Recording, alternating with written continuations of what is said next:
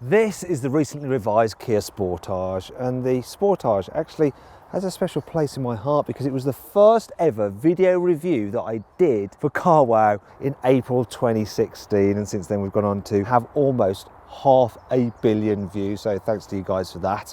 Enough of the nostalgia and the humble brag. The Sportage is a small family SUV. It's an alternative to the likes of the Skoda Karoq, the Mazda CX-5 or the Hyundai Tucson, which actually the Sportage shares a lot of its parts with, including the engines. Now the Sportage starts from £20,000, but you can save an average of just over £2,500 on one through CarWow. Now if you want to see how much you can save on this or any new car for that matter, click on the pop-out banner there, top right corner of the screen. Well, there's a link below the video to help you out if you want to do that instead, to go to CarWow to see our deals. Alternatively, just Google CarWow. Kia has given the Sportage a midlife facelift, so they've tweaked the front bumper slightly so it's even more aggressive and polarising than before. Also there's some new LED headlights as well and some 19-inch alloy wheel designs. You can also get 5 new colours as well. Oh yes. And round the back there's a shiny bit of trim here on the bumper, and this range topping version has like this diffuser effect as well. And as with all of these cars, the higher you go at the range, the better the car looks, with extra accoutrements to make it look posher. On the inside they've also had a little bit of a tweak, so the car gets some new instruments there. This one's got a little digital display between the dials. There's also a new steering wheel, which does feel pretty nice on this one with the gloss black on it. It's posh, and they fixed one of the problems that I hated with Kia steering wheels of old.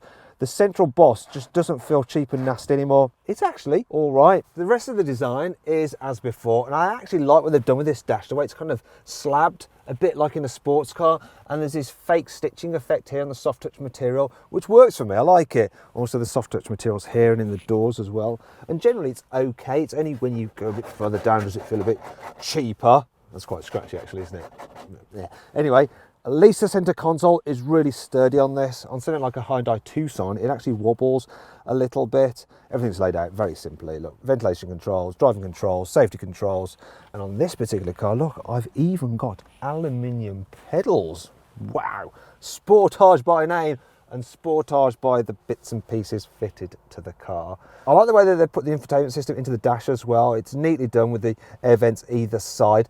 It's not quite as good as having it a bit higher up because you do have to look down a little bit, but generally the infotainment system is pretty easy to use. You also have these little shortcut buttons underneath it here. It's all very neat. Oh, excuse me. There we go. I think that's about as long as we can play a tune for before we're had for copyright. So you can zip between different menus nice and simply. The only thing with it is the graphics, while they're sharp enough, it's all a bit dull in terms of the colours. It could do with being a little bit brighter.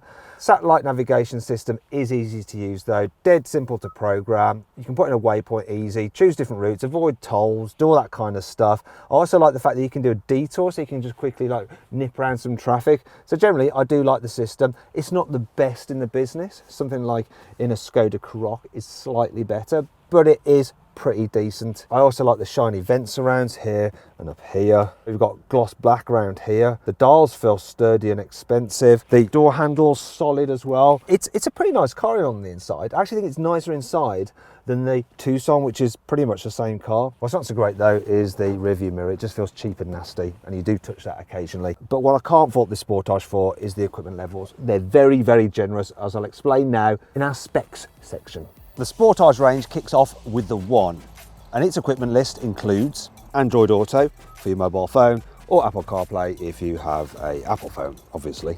A bog standard cruise control, and a rear parking camera, though the definition isn't particularly good. The next equipment level up is the 2, and that gets rear privacy glass so people can't see in, inbuilt satellite navigation for the infotainment system, and dual zone climate control rather than bog standard air conditioning like on the entry level car, only also gets heated seats. Edition 25 models add an upgraded JBL stereo, leather seats, and an 8-inch touchscreen rather than a 7-inch that you get on lesser models. And overall, I think the Edition 25 is the best value of the range. Then there's the GT line, which is basically just some extra styling bits such as 19-inch alloy wheels and some metallic sills. 4 models get full LED headlamps, electric front seats, and a heated steering wheel, which is ideal on a cold day like today. Range-topping GT Line S's add a panoramic glass sunroof, which does open as well if you want to let a little bit of air in. Ventilated as well as heated front seats, and an automatic cruise control which will help slow the car to keep you safe distance from the car in front, and it'll even work in stop-start traffic. Let's talk about practicality, and it's pretty good up here in the front. So it doesn't matter if you're big or small, you should be able to get comfy in this car because there's enough adjustments in the seats and the steering wheel. I do think Korean cars tend to have a very good driving position. In terms of other bits of practicality, well, door bins are large enough to take a 1.5 litre bottle. There's some storage under here, quite a lot of it actually. I like this little area here, perfect for your key fob there. There's some storage there for your mobile phone, and it has, on this particular range-topping car, a wireless charging pad, which won't actually work with my phone because I need a new phone. Now I can charge it using one of these, either two 12-volt sockets or the USB port. Cup holders, they're a decent size. They're not too small like they are in some other cars, so you can fit cups of coffee, but also larger bottles in them. And the great thing is because they're offset to the left, they don't get in the way of your gear selector like they do in some other cars, so that's a good touch. Finish up on the glove box, which is all right. Yeah, shouldn't forget this. Oh, there we go, a padded sunglasses holder. Lovely. Let's move into the back then. This is a great car for families. Massive rear door openings. I mean, look at this, it's huge. You know, even if you're massive, you can get in the back. It's good in actually dealing with the baby seat as well. So the doors do open nice and wide. You've got to be careful though, because look at this, they go all the way back here. So in tight spaces, it can be a bit of a pain. Your kids may end up damaging nearby parked cars. So yeah, that's not so great. In terms of room back here, lots of knee room. Headroom though, look at that, that is actually pretty tight. It is made worse though by this panoramic glass roof. If you don't have it, it's not quite so bad, but still, people much over 6 foot will struggle with headroom in this car. Now, if I recline the seats, which I can do quite a way, look at that, it's great. I can stretch out, put my feet under the seat in front. Even when they're in the low position, there's enough room for your feet to stretch out. Now, the floor doesn't have too big a hump in it like in some other vehicles. So when you're carrying 3 at once, there's plenty of room for everyone's feet. What's not so great though, is that it can just feel a little bit cramped in the back, mainly for the people on the outside, because the sporty seat bolsters there push you in, so you're all a little bit trapped. A Mazda CX-5 is ever so slightly better for carrying 3 people in the back at once. In fact, if you want to see my full review of the Mazda CX-5, click on the pop-up banner. Just thing popping out just there, or there's a link below the video if you can't see that to watch my detailed CX-5 video, well worth checking out. So other things to note on this car, look, yes, we've got an armrest, no through loading though, but you do have a couple of cup holders, big deal. The ISOFIX points there, they're easy to get to, which is handy when you're fitting in a baby seat. You don't have to remove the covers, it just slots in. Now if you're carrying 2 baby seats in the back, there really isn't much room left, so you couldn't squeeze someone in between the 2 seats. Now you're a little bit better off in that respect in the Mazda CX-5, so once again, if you're thinking about practicality, check out that video. Now up here, look, you've got a coat hook there and another one there. I prefer the one there because then it doesn't dangle in front of the window. Speaking of which, oh, it's not one touch. If I do roll down the window, you can see it goes all the way down, which is good, so you can lean out. But the ledge is quite high, so they might not get such a good view out, and you don't want to do that. You don't want to annoy the kids because they'll end up just whining the whole journey. You do have some storage nets there, and they're nice and taut, so even if you stick your iPad in there, they're not going to flop around. And good news is there's 2 charging points down here, not just 1, 2. And finally, look, the rear door bins are big enough for a 1 litre bottle. I think that's all you need to know about practicality back here. Apart from, oh yeah, look, there's a little reading light. Let's go to the boot. Let's go to the boot. Come on. Right, capacity of the boot is kind of par for the course for these kind of vehicles, and it is generally very good. Just let the power tailgate do its thing. So here we go. You have around 500 litres, so yeah. 100 of these. It's actually ever so slightly smaller than the boot on a Hyundai Tucson. The shape is nice and square though, and I've got a metallic scuff plate which feels very Germanic actually, very Audi. Makes it easy to slide things in and out without worrying about damaging your paintwork. You get this out of the way. Under here you have a little bit of extra storage as well. This is the 2 litre mild hybrid. If I had one of the other engines, you have a bit more storage under there, and you can even fit a space saver spare wheel. But with this mild hybrid version, there's no space because there's some electronic gubbins under there. I don't know too much about it. Right, we have a couple of tethering points here and here, some hooks where you can sort of hang stuff off, but if I try and do it with this bag, yeah, almost pointless, not great. Get some nets with the car actually to tie things down in the boot, and if I want to carry larger items I can of course fold the seats down, but I have to go around the back because the handle to do it is here, just on the seat base, which is a bit of a blooming faff. So yeah, now when I do it though, you can see, look, we get a pretty continuous flat floor, decent space. It's not as big the total volume though as you get with a Mazda CX-5, but still it's probably large enough for most people, and because you've got this continuous floor you can push a suitcase to the front. Now good news is if you want to carry a bike you can. The cabin's long enough that you don't have to take off the bike's front wheel to make it fit. Now if you put the seat backs up and fit the load cover, then you can fit a couple of suitcases underneath there. Now because you can't load the boot floor in this mild hybrid version, you can't quite fit as much in as you can with the Sportage with other engines. So in this particular car all I was able to fit into it was 2 large suitcases with a couple of soft bags on top. Had I had one of the other engines I'd be able to fit more in there because you can actually lower the boot floor and it does make a difference. So bear that in mind when you're choosing which engine to go for. Do you want more power or do you want more boot space? It's your call. Life's full of choices, isn't it? Actually, there's more annoying things about this car. Here's 5. This car has perhaps the worst ever fake exhaust tailpipes. In fact, they're so bad, I wouldn't touch them with a barge pole. So that's why I've got this extra long carwow stick of truth. Look, they lead to nowhere. In fact, the exhaust pipe is just underneath there like that. In fact, it's almost as ridiculous as this new carwow stick of truth. Instead of being integrated into the seat back, the rear central seat belt is mounted in the roof, so it's a bit of a faff to fit. You have to do it in 2 parts like this, and it just gets in the way of the other passenger over there. Because the doors don't extend all the way down over the sills, when these get covered in muck when you're driving in the rain or in winter, and you get out, you end up rubbing the backs of your legs on there, and then your trousers are all dirty. While you have soft touch materials here on the door tops in the front, which feel suitably posh, in the cheap seats, it's cheap plastic. Yeah, not so nice back here, which is a bit odd because in Kia's less expensive Ceed hatchback, you do have soft touch materials here on the door tops in the back. The rear windscreen wiper is rather small, so it only effectively clears about half the rear screen's total area. Thankfully, this car has plenty of cool features to help make up for all this. Here's 5. The 2-litre diesel's mild hybrid technology incorporates a 48-volt system, and when you're braking or slowing down, it recoups that energy and stores it in a battery to run the car's ancillaries.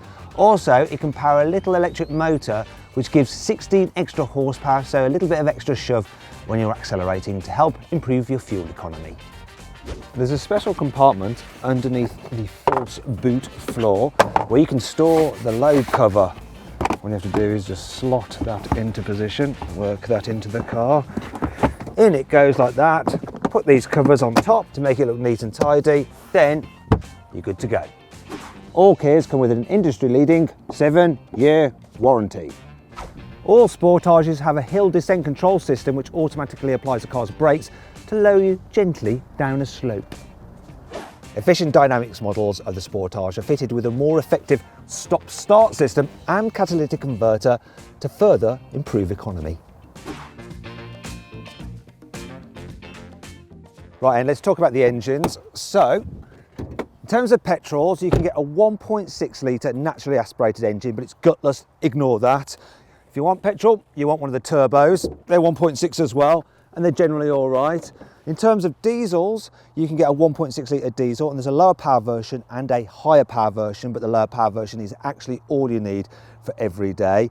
There is a 2 litre diesel as well, which is what this car is, but it's rather expensive. Now you can get different versions with an automatic gearbox, and you can get front wheel drive or all-wheel drive versions of the Sportage. For more detail on the different engines, the power output, their economy, click on the pop-out banner in the top right-hand corner of the screen, or on the link below the video, and you can check all that information out at carwow. Also, while you're there, why don't you just try our configurator?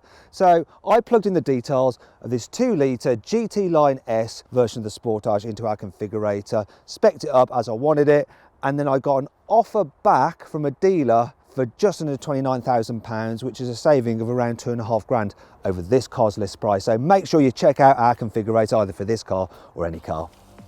Okay, that's the walk round dealt with. Now it's time to hit the road and see what this car feels like to drive. First off, I'm going to see what this Kia Sportage is like to drive in town. So yeah, here's a speed hump. going over it, you do notice them. The car doesn't bottom out because it's raised up, but it does feel a bit thumpy when you come off the top of the speed hump. It does feel like the suspension in this car is quite firm. And you notice that as well when you go over a poorly surfaced road. It constantly shakes and moves around beneath you. It's not the most relaxing of SUVs in town as a result. In fact, if you want something a bit more relaxing, click on the pop-out banner in the top right-hand corner of the screen or on the link below the video to check out my review of the Peugeot 3008. Right, let's check out how manoeuvrable this car is. So if we're going to do a U-turn around this mini roundabout, that is not bad at all. It's got a decent turning circle for a big car such as this. Right, let's see how easy this car is to park. Now, one thing I've noticed is that with this hybrid version, the brakes are a little bit grabby when you first touch them, because the first part of the braking actually charges up the battery for the hybrid system. So it's just not the smoothest in town. However, the automatic gearbox in this car does help. I'm going to have to manoeuvre in the mirror so I can actually see the curb so I don't curb my wheels. I wish it went down automatically. The steering on this car is a little bit heavier than you might think, so it does just mean a little bit more effort when you're manoeuvring. Not the best parking, but I think that'll do. The back window isn't too bad, but the parking sensors are essential. It's all right to manoeuvre around town, this. It's not the best, but it's okay. This Kia Sportage is pretty decent. I mean, just cruising on the motorway, feels solid at speed. You do get a little bit of noise from the tyres, but that's about it. So the engine in this car is the 2-litre diesel. It comes with 4-wheel drive, 8-speed automatic gearbox, and mild hybrid technology. So let's just say I'm cruising at 60 miles an hour. Let's see how responsive it is if I need to suddenly overtake. So here's 60, floor it, gearbox responds sweetly, engine pulls strong, that's 70 like that. Dead good for overtaking, nice and relaxed. So what does the mild hybrid tech do for economy then? It's supposed to do 49 miles per gallon this car, but I'm getting 35. Oh dear, not so good. So then what happens when you encounter a twisty road? After all, this car is called the Sportage. Well, it actually goes around corners all right, but the steering just feels a little bit artificial. You can't tell how much grip the front tyres have got, and really you need that in order to have some fun in a car, to be truly confident of what it's doing beneath you.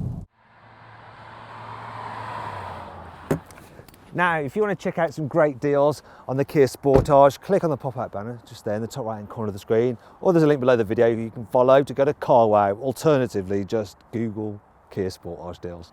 Carwow, guess right there. So, my verdict on the Kia Sportage: should you avoid it? Should you consider it? Should you shortlist it? Or should you just go right ahead and buy it? Well, I reckon you should consider the Kia Sportage. You know, it's a really decent small family SUV. It's just that there's lots of alternatives which are a bit better. Please subscribe to this channel for more videos, and if you click on the deals box to the right, you can see how much you can save on a new car at CarWow. Or click on the video windows below to watch another of my videos.